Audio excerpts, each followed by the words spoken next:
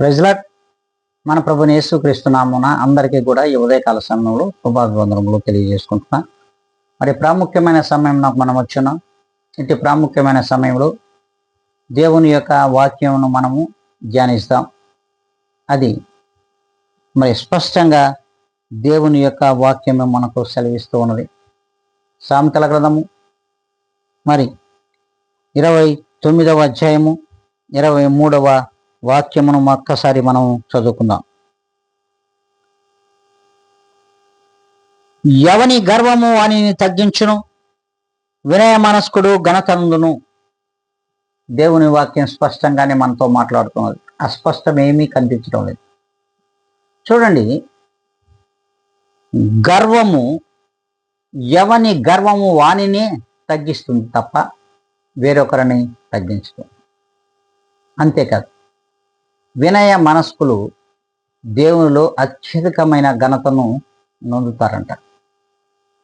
చూడండి, మనము ఈ రీతిగా ఎలా ఉన్నాం? గర్విష్ఠులుగా ఉన్నామా? వినయ మనస్సు కలిగిన వారిగా ఈ లోకంలో జీవిస్తూ ఉన్నామా? మనం దేవుని బిడ్డలు అనబడుతున్నాం, క్రీస్తు మార్గమును నడుస్తున్నాం, క్రైస్తవులు అనబడుతున్నాం. మరి ఇటు దేవుని బిడ్డలు అనబడుతున్నటువంటి ప్రతి ఒక్కరితో కూడా దేవుడి జన్మను మనతో మాట్లాడుతూ ఉన్నారు. అవును, ఎవరు వినయ మనస్కులు? వారు ఏమి కలిగి ఉండాలి? మరి ఎలా ఉంటే దేవునిలో వినయ మనస్కులుగా జీవిస్తారు? ఒక్కసారి మనం వాక్యంలోకి వెళ్ళిపోదాం. చూద్దాము. 2వ దినవృత్తాంతముల గ్రంథము 7వ అధ్యాయము 14వ లేఖనాన్ని మనం చదువుకుందాం. నా పేరు పెట్టబడిన నా జనులు తమ్మును తాము తగ్గించుకొని ప్రార్థన చేసి నన్ను వెదకిన ఎడల, తమ చెడు మార్గములను విడిచిన ఎడల ఆకాశము నుండి నేను వారి ప్రార్థనను విని వారి పాపమును క్షమించి వారిని దేశమును వారిని స్వస్థపరచుదును. చూడండి, దేవుడు స్పష్టంగా మాట్లాడుతుంది. ఎవరున్నారు ఈ రీతిగా? మరి ఎందుకు ఉండాలి ఈ రీతిగా? ఎప్పుడైతే దేవుని పేరు పెట్టబడినటువంటి జనులుగా మనం కీర్తింపబడుతున్నామో, మనం మరి ఈ లోకములో చెప్పబడుతూ ఉన్నాము, అట్టి మనము మొట్టమొదటగా మనలను మనము తగ్గించుకోవాలి. అంతేకాదు, వినయ విధేయతలు కలిగి మన చెడు మార్గములను విడిచిన ఎడల అప్పుడు మన ప్రార్థనను దేవుడు ఆలకించి మన పాపములను క్షమించి మరి మనలను, మన కుటుంబములను, దేశమును కూడా స్వస్థపరుస్తారంట. మరి ఇలా ఉన్నామా? ఆలోచించాలి. మనలను మనము ఏ నాడైనా తగ్గించుకుంటున్నామా? సార్వత్రిక సంఘములో ఉన్నటువంటి విశ్వాస సమూహముతో దేవుడు మాట్లాడుతూ ఉన్నాడు. మనలను మనము ఏ దినమైనా సరే తగ్గించుకున్నామా? వినయ విధేయతలు కలిగినటువంటి ప్రార్థన దేవునిలో చేస్తున్నామా? దేవునిని మెప్పించగలుగుతున్నామా? దేవుణ్ణి ఒప్పించగలుగుతున్నామా? మన ప్రార్థనతో మన చెడు మార్గములను విడిచినామా? ఒక్కసారి ఆలోచించాలి. విడిచి దేవునిలో మనం ప్రార్థన చేస్తేనే కదా మన పాపములు క్షమించబడతాయి. క్షమించబడమే కాకుండా మరి మనలను, మన దేశమును, మన కుటుంబములను కూడా దేవుడు స్వస్థపరుస్తాను అంటుంటే మనం మాత్రము అస్వస్థతను కోరుకుంటూ ఉన్నాం. ప్రియమైన దేవుని బిడ్డలారా, ఒక్కసారి మనలను మనము ఆత్మ పరిశీలన చేసుకోవాల్సిన అవసరము చాలా ఉంది. అందుకే దేవుడు ఈ దినమున మనందరితో మాట్లాడుతున్నాడు. మరి మనం ఏమి కలిగి ఉండాలి? మనం ఎలా ఉంటే దేవుడు మన ప్రార్థనను ఆలకిస్తాడు? ఒక్కసారి మనం పరిశుద్ధ గ్రంథం నుండి పరిశీలిద్దాం.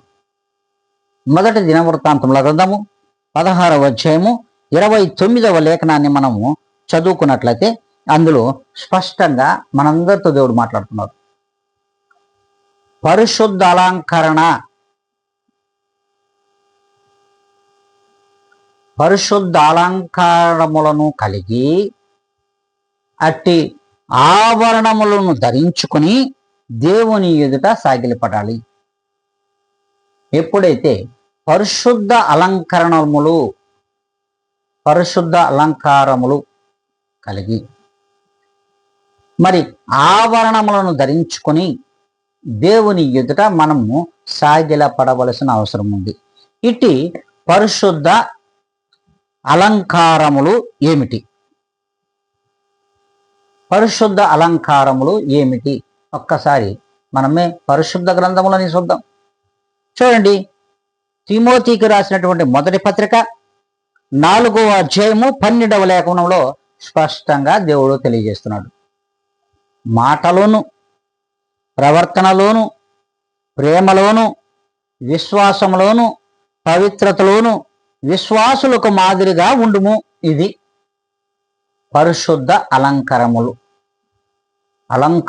ఇవి. పరిశుద్ధ అలంకారములుగా వీటిని చెప్పబడుతున్నాడు దేవుడు. ఎందుకంటే మాటలోను, ప్రవర్తనలోను, ప్రేమలోను, విశ్వాసంలోను, పవిత్రతలోను విశ్వాసులకు మాదిరిగా నువ్వు జీవించాలి. ఇవి పరిశుద్ధ అలంకారములుగా మీకు చెప్పబడుతున్నది. ఇట్టి అలంకారములు మనకున్నావా?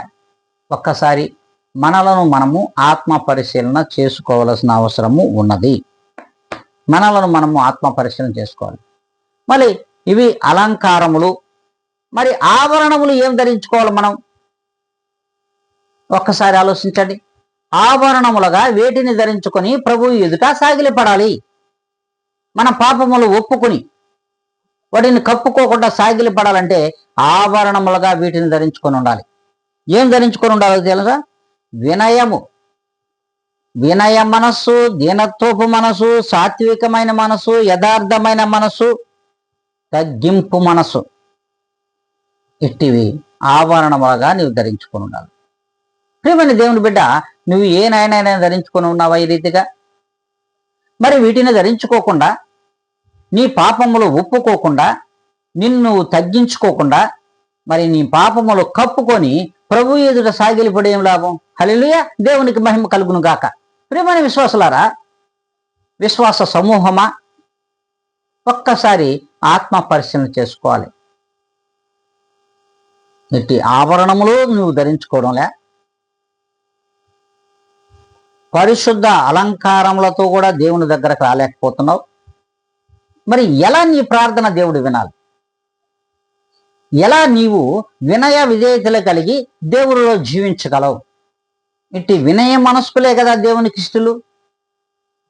ఇట్టి వినయ మనస్కులే కదా దేవునిలో ఘనత పొందుతారంటున్నాడు. మరి మనం ఏ రీతిగా ఘనత పొందుతామో ఒక్కసారి మనలను మనమే ఆత్మ పరిశీలన చేసుకోవాల్సిన అవసరము ఉన్నది. మరి ఇట్టివారు పరిశుద్ధ గ్రంథంలో మనకు లేరా?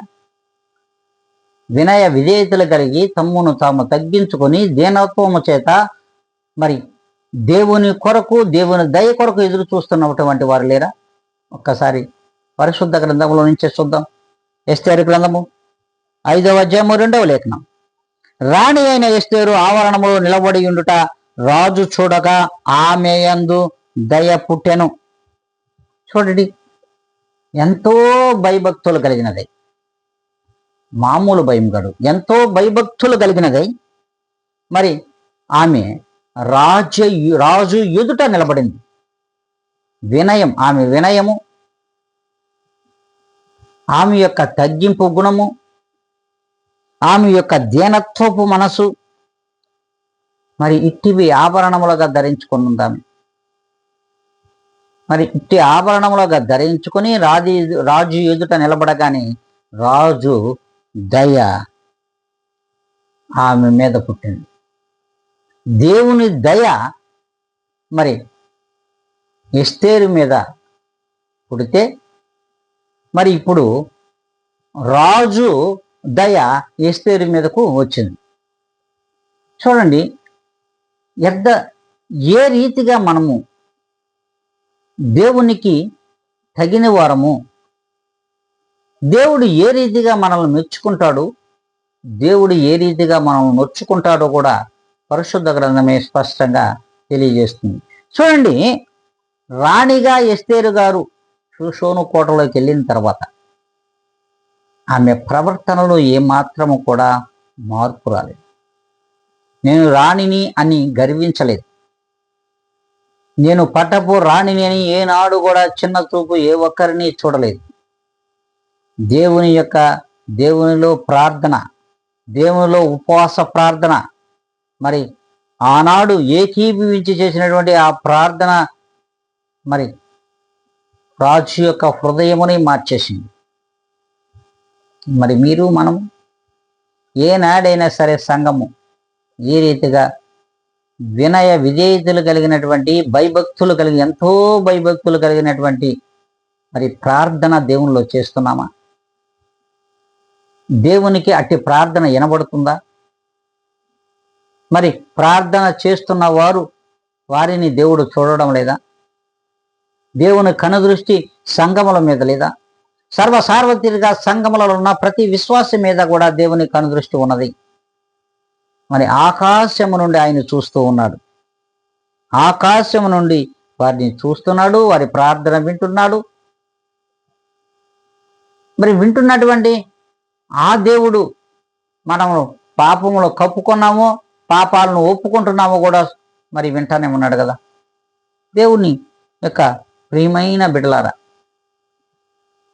దేవుని యొక్క మార్గములో నడుస్తున్నటువంటి మంచి మార్గమును ఎన్నుకున్నటువంటి విశ్వాసులారా, దేవుడు ఈ దినమున మీకు మనందరితో కూడా మాట్లాడుతున్నాడు.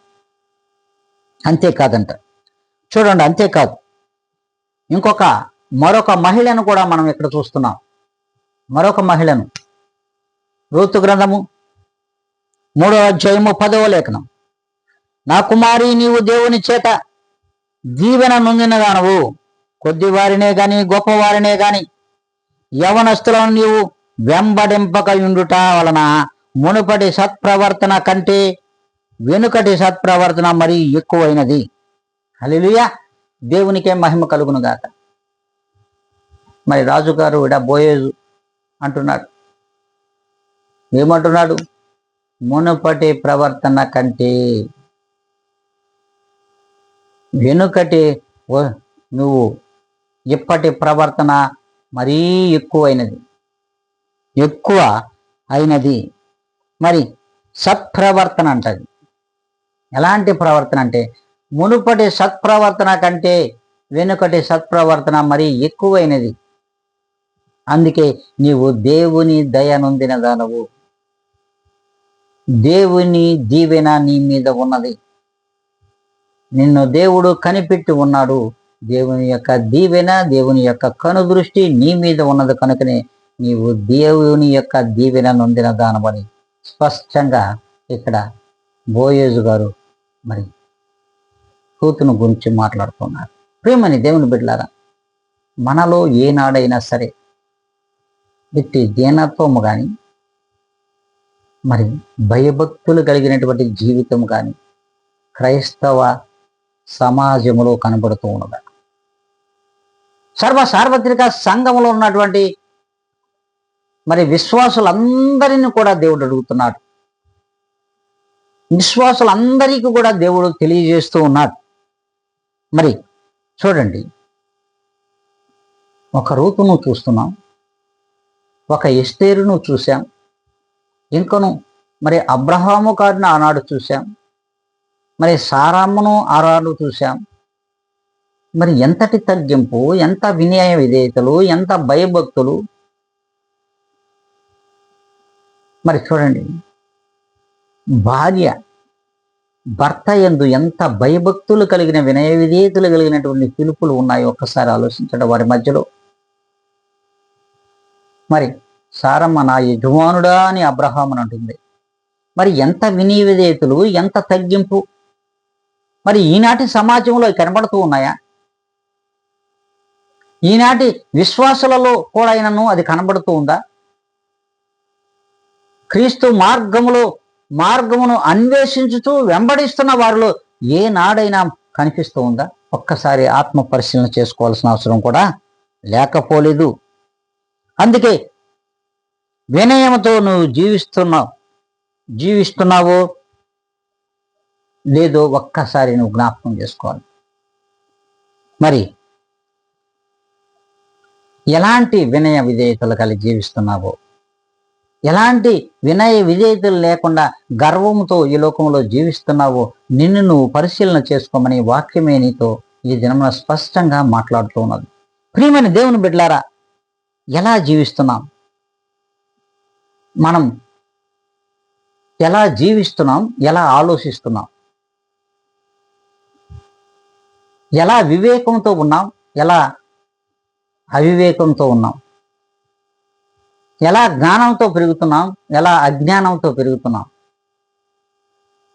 ప్రభువైన యేసుక్రీస్తు యొక్క వారి యొక్క తగ్గింపు, క్రీస్తు యేసు యొక్క వినయ విధేయతలు, అట్టి దీనత్వపు స్థితి, యథార్థమైన మార్గం, ఆ నీతి మార్గమును నీవు అనుసరిస్తున్నావా?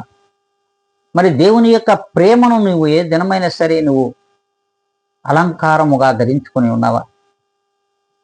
ఒక్కసారి మనలను మనం ఆత్మ పరిశీలన చేసుకోవాల్సిన అవసరం కూడా లేకపోలేదు.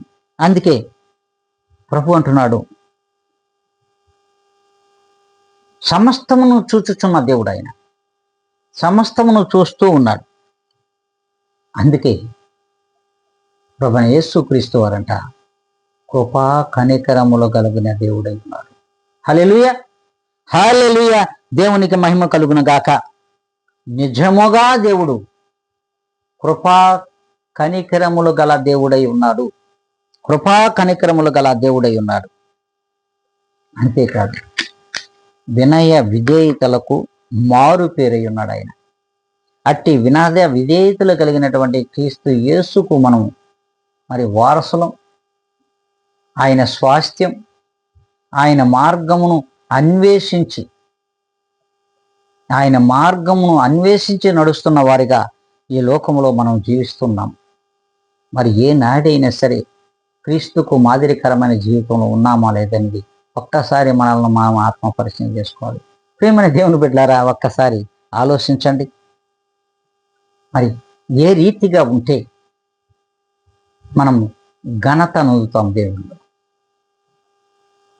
మరి ఏ రీతిగా ఉంటే అట్టి అనేక మంది ఘనత నొందిన వారు ఉన్నారు. అనేక మంది ఘనత నొందినవారు. ఒక సమూహలను తీసుకోండి, ఎంత తగ్గింపు, ఎంత వినయ విధేయత. మరి తను వాళ్ళు విడిచిన నాటి నుండి కూడా మందిరములో దేవుని దయ ఎందును మనుషుల దయ ఎందును దినదినము వర్ధిల్లుచుండెను. మరి వినయ విధేయతలు కలిగినటువంటి ఆ బిడ్డ తన్ను తాను తగ్గించుకొని జీవిస్తున్నటువంటి ఒక సమయం, మరి మనుషుల దయ ఎందు కూడా దినదినము వర్ధిల్లుచుండెనని దేవుని వాక్యం సెలవిస్తుంది. ప్రియమైన దేవుని బిడ్డలారా, ఒక్కసారి ఆలోచించవలసిన అవసరం కూడా మనకు లేకపోలేదు. ప్రభు ఇస్తున్నాడు ఆలోచన. ఆ ఆలోచనను నువ్వు పక్కనెట్టి మరి అవివేకంతో వేరొక ఆలోచనలోకి వెళ్ళిపోతూ ఉన్నావు. ప్రియమైన దేవుని బిడ్డలారా, ఆలోచించండి. అందుకే దానియేలు గ్రంథంలో స్పష్టంగా తెలియజేస్తున్నాడు. దానియేలు 12వ అధ్యాయము 3వ లేఖనములో, బుద్ధిమంతులైతే ఆకాశ మండలంలోని జ్యోతులను పోలిన వారే ప్రకాశించెదరు. నీతి మార్గమును అనుసరించుకున్నట్లుగా ఎవరు అనేకులను త్రిప్పుదురో వారు నక్షత్రముల వలె ప్రకాశించెదరు. స్పష్టంగా తెలియజేస్తా ఉన్నాడు. నీతిమంతులైతే ఆకాశ మండలంలోని జ్యోతుల వలె ప్రకాశిస్తారు. ఇటు నీతిమంతులే ఇటు పరిశుద్ధ అలంకారములను ధరించుకున్నవారు. అట్టి అలంకారములుగా ధరించుకున్న వారిలో ఆవరణములుగా కలిగినటువంటి అటివి గుణగణములను, ముందు చెప్పబడినటువంటి గుణములను ఎవరైతే కలిగి ఉంటారో, అట్టి మనస్సును కలిగి ఉంటారో, అట్టి ఆభరణములుగా ధరించుకున్న వీరు నీతిమంతులుగా చెప్పబడుతున్నారు. ఇట్టి నీతిమంతుల యొక్క ఈ నీతిమంతులైతే ఆకాశ మండలంలోని జ్యోతుల వలె వీరు ప్రకాశిస్తారు. అంతేకాదు, వీరే నీతి మార్గమును అనుసరించి అనేక మందిని దేవుని వైపు ఎవరైతే తిప్పుతారో, దేవుడు మంచి మార్గములో ఎవరినైతే నడిపిస్తాడో అట్టివారు మరి ప్రత్యేకంగా నక్షత్రముల వలె ప్రకాశిస్తారంట. అంటే దేవునిలో ఎంత ఘనత నుదుతారో ఒక్కసారి మనం ఆత్మపరిశీలన చేసుకోవాల్సిన అవసరము ఉంది ఈ సందర్భంగా. చూడండి, అంతేకాదంట, అనేక మంది ఉన్నారు. మోషే, అబ్రహాం, షారమ్మ, హన్నా, ఏలియా,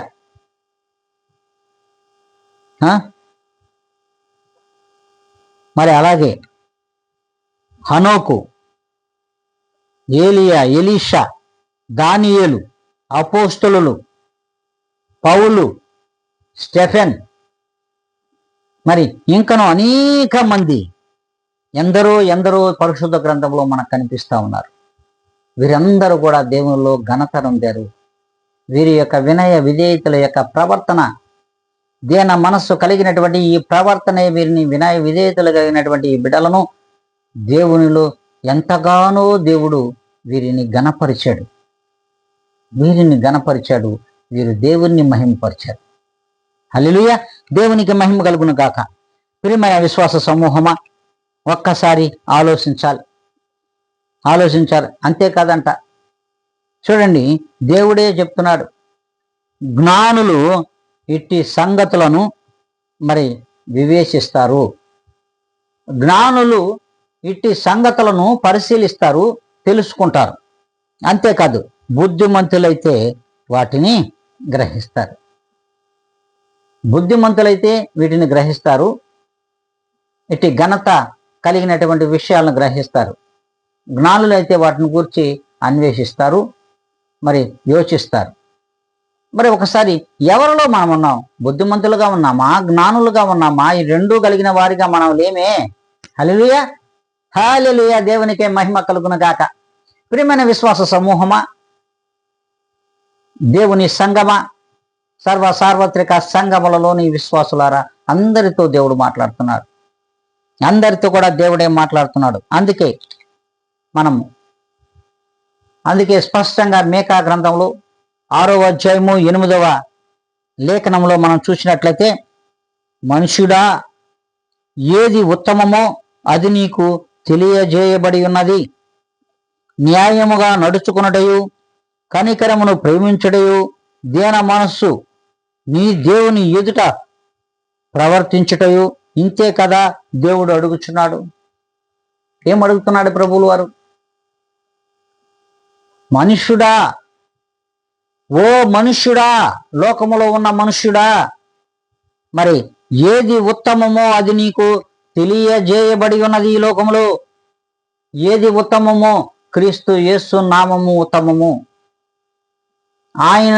ఆయనలో ఉన్నటువంటి పరిశుద్ధ అలంకరణములు ఏవైతే ఉన్నాయో అవి, ఆయన ఏ ఆభరణములుగా ధరించుకుని ఉన్నాడో ఆ ఆభరణములను ముందుగానే నీకు తెలియజేయబడి ఉన్నాయి. మరి తెలియజేయబడి ఉన్నది.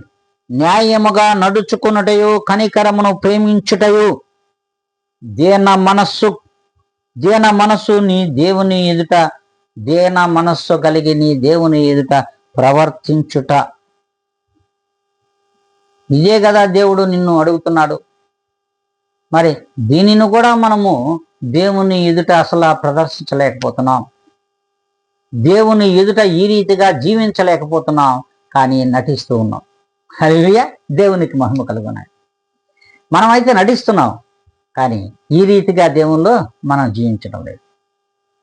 ప్రియమైన దేవుని బిడ్డలారా, ఒక్కసారి మనలను మనం ఆత్మ పరిశీలన చేసుకొని, మనముగా మనముగా తగ్గించుకొని, దేవునిలో వినయ మనస్కులై ఇప్పటి నుండైనా జీవిస్తాం అనుకుంటే ఒక్కసారి మనల్ని ఆత్మ పరిశీలన చేసుకోవాలి. వాక్యము ద్వారా మనల్ని మనము ఆలోచింపజేసుకోవాలి. అట్టి వాక్యమును ధ్యానించగలిగి ఉండాలి. ధ్యానించగలిగినంటే కళ్ళు మూసుకొని ధ్యానించడం కాదండి.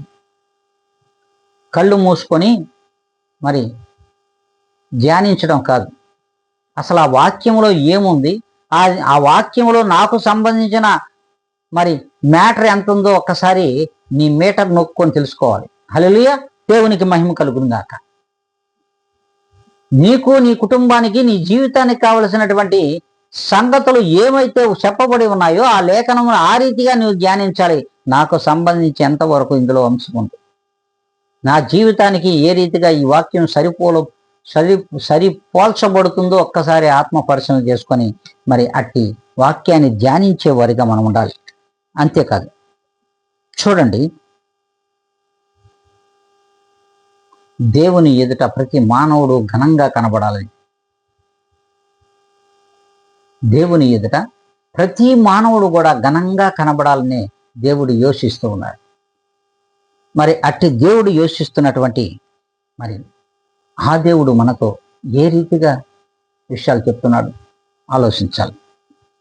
అంతేకాదు, పూర్వకాలమందు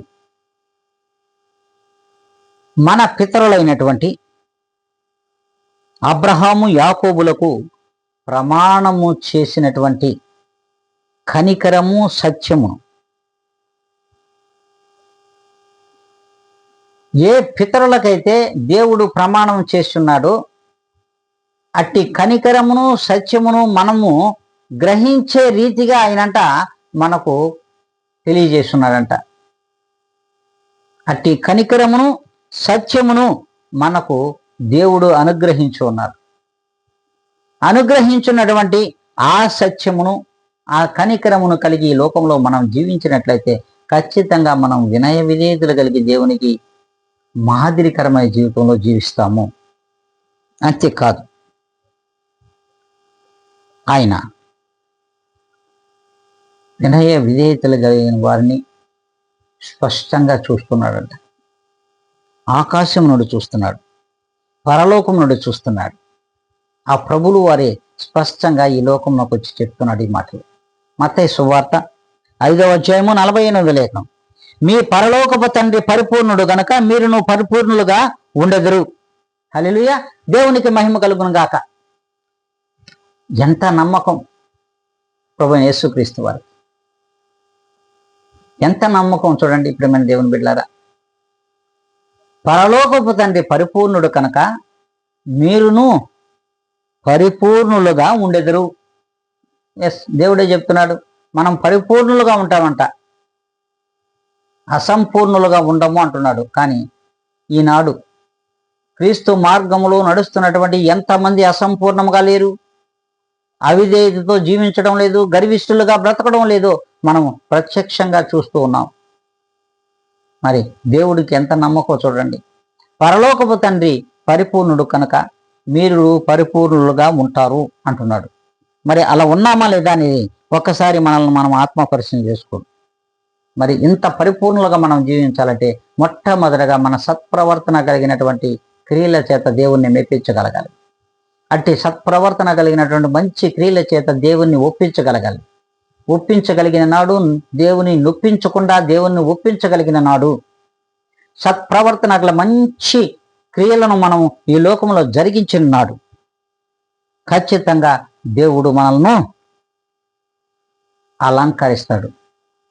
వేటితో అలంకరిస్తాడంటే చూడండి, పరిపూర్ణులుగా అలంకరిస్తాడంట ఆయన. ఏ మాత్రం కూడా ఎక్కడా కూడా మరి చెడ్డగా అలంకరించడు. మంచిగా పరిపూర్ణుడుగా మనలను ప్రభువైన యేసుక్రీస్తు వారు అలంకరిస్తారు. ఇట్టి పరిపూర్ణత నొందినటువంటి